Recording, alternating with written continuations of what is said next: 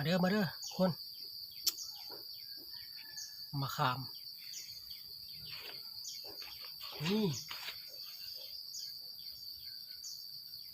เจียวปลาแดกคิงมานำกันมือนี่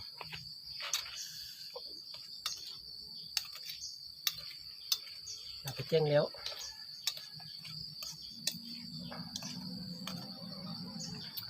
ปลาอยู่ตรงนี้แหละคือเก่า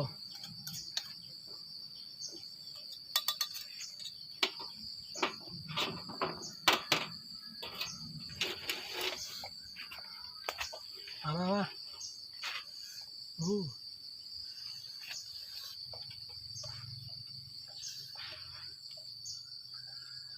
แกฮ้อน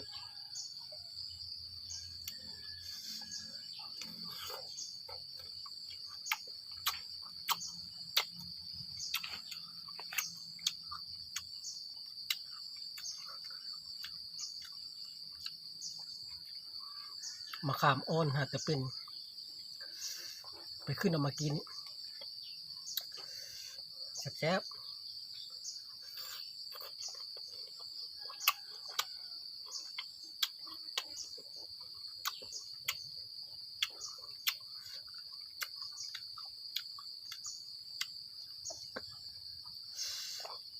ยังไม่ได้ใส่ขิง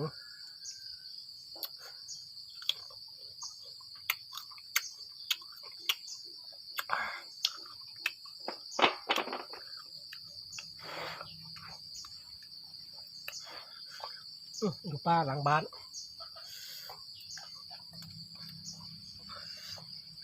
ดูป้ายุ่งจังไร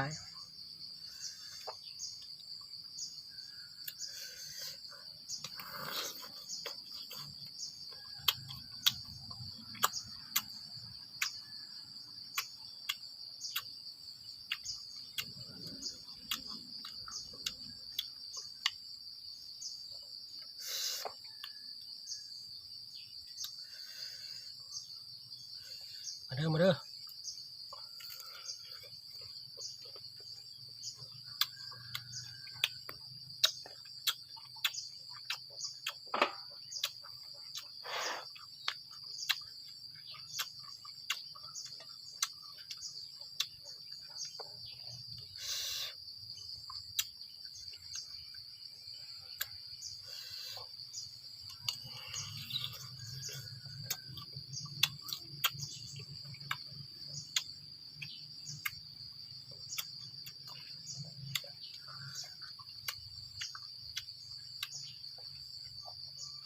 บ่ได้ไปทางใดมัน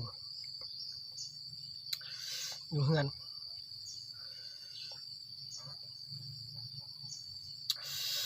ขักแล้ว